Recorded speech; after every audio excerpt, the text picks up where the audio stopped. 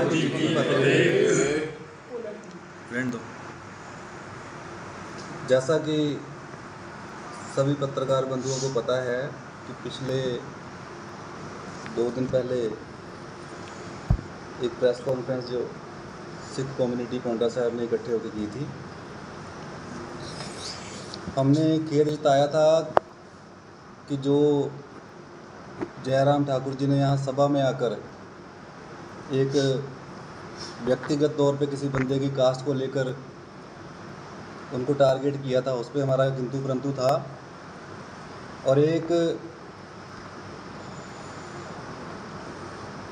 उनके ही पार्टी के कुछ लोग जिन्होंने एक सिख कम्युनिटी के ड्यूटी अफसर बंदे को खालिस्तानी के टैग से उनको नवाज दिया, मैं तो यही कहूँगा नवाज दिया। आज उन्हीं बातों को लेकर आज हम दोबारा आपके बीच में आए हैं। हमारी प्रेस कॉन्फ्रेंस के बाद माननीय पूर्व मुख्यमंत्री जयराम ठाकुर जी का एक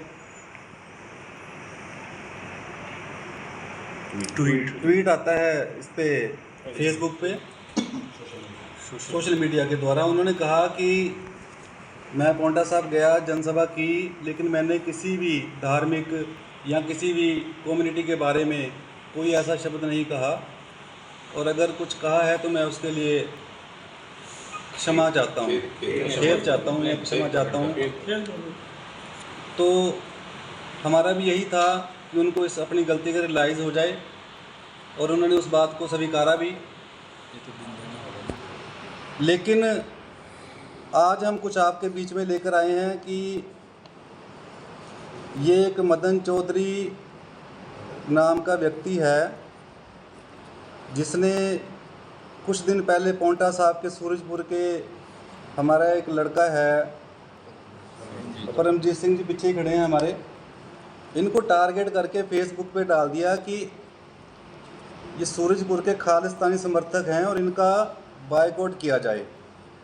ये हमारे पास इनका एक स्क्रीनशॉट है।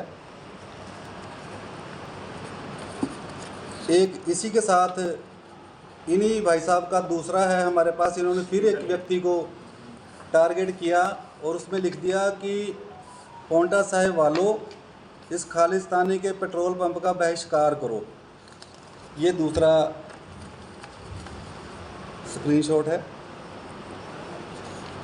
और उसके बाद जो नया मुद्दा छिड़ा है पिछले 4-5 दिनों से, उसको लेके जो हमारे एक अफसर को टारगेट किया जा रहा था, उनको लेकर जो अभद्र भाषा का प्रयोग किया गया, उसमें सबसे पहले एक हैं हमारे राजेंद्र या राजयोगी गिरी। ये क्या लिखते हैं कि लगता है एसडीएम किसी मौलवी के नाजायज हलाला से पैदा हुआ है। ये स्क्रीनशॉट है, ये देख लीजिए आप, व्हाट्सएप भी करते होंगे सर। और इसी के नीचे एक ऋषि ठाकुर जी हैं, वो राजेंद्र योगी गिरी को जवाब देते हैं कि खालिस्तानी दिमाग है। और ऋषि ठाकुर जी फिर दोबारा लिखते हैं एक बलवंत सिंह चंदेल जी के कमेंट के नीचे कि खालिस्तानी है ये इस तरह की माहौल ख़राब कर रहे हैं। उसमें हमारा खेद है कि पोंटा एक गुलदस्ता है, इसको शांति प्रिय रहने दिया जाए और हमारे पोंटा साहब का माहौल ना ख़राब किया जाए। हमारी एक बेनती है इनसे, और जो भी इसको टूल दे रहे हैं लोग, वो अपनी उससे बाज आएँ और सिखों को उस माहौल में सिखों को जीना दिया जाए। ये हमारी सरकार से बेनती है, जो ये लोग शरारती तत्व हैं, इनके खिलाफ सख्त कार्रवाई करी जाए। उन्होंने ये शब्द बोले हैं, वो अपने शब्द वापस लें। उन्होंने अपना खेद जता दिया। हमारा उनके साथ जो हमारे मन में मुटाव था वो सारा वहीं ख़त्म हो गया। अब हमारी मांग है मौजूदा सरकार से, जो मौजूदा हिमाचल की सरकार है, अब उस सरकार से हमारी मांग है कि कृपया हमारी इस मांग को पूरा करो। इनके खिलाफ FIR लॉन्च कराओ, इनके खिलाफ जो बनती सज़ा है इनको दिलवाओ। अदरवाइज जो हमने कहा है कि 48 घंटे का अल्टीमेटम पहले जो था वो हमारा पूरा हो गया, उसमें उन्होंने केस जिता दिया, वो हमारा वहीं ख़त्म हो गया। लेकिन अब जो नया अल्टीमेटम है हमारी मौके की सरकार को है। अगर मौके की सरकार ने इनके खिलाफ कोई भी कदम नहीं उठाया तो हमारा वो अल्टीमेटम मौके की सरकार के लिए है। वो 48 घंटे बाद दोबारा हम इकट्ठे होंगे और आगे की रणनीति जो हम मिलकर बैठ के तैयार करेंगे वो फिर जो भी होगा आगे के लिए आपको बता दिया जाएगा। धन्यवाद। माफी तो अभी तक उन्होंने माफी जयराम ने तो उन्होंने खेद चल माफी भी है, बिंदल जी ने भी लिखा दूसरी चीज वो माफी ही ये माफी। जयराम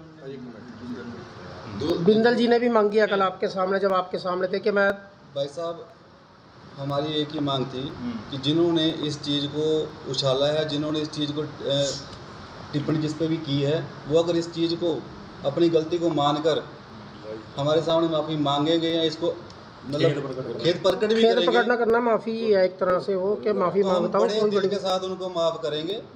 और आज क्या फैसला लिया गया मीटिंग में? उन्होंने अपनी गलती को स्वीकारा, हम सारों को इस चीज़ के लिए हम उससे उनकी जो गलती उन्होंने मानी है उसके लिए हम भी बड़े दिल से उनको स्वीकार करते हैं, उनको बनाने के लिए तैयार है। हमें हमारे मन में उनके लिए कोई बैर विरोध किसी तरह का भी है नहीं, लेकिन आगे के लिए ध्यान रखें कृपया।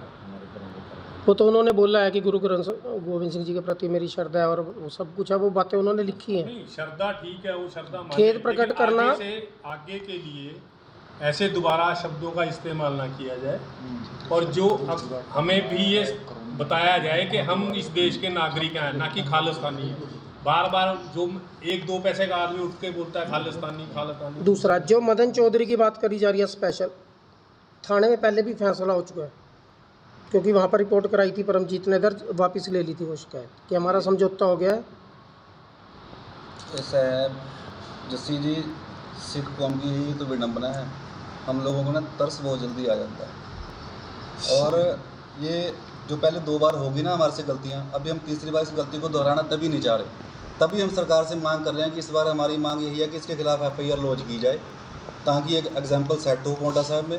ये नहीं कि हर बार कोई बोल के और तीसरे दिन माफ़ी मांग के और साफ जाए और हम भी हाथ पल्ला झाड़ के बोले ठीक है जी आपने कहा कोई बात नहीं। अब आपने जो वो- स्क्रीनशॉट दिए हैं इसमें कई नाम रह गए, मोनू वर्मा, कईयों ने जितने SDM चीमा को तो SDM चीमा को तो बोला खालिस्तानी, अन्य सिखों को भी बोला जा रहा है खालिस्तानी।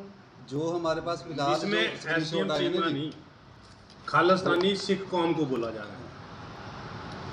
ये SDM चीमा कौन है? एक कितने से- लोग हैं जिन्होंने कमेंट किए हुए हैं? ये तो हाँ जी।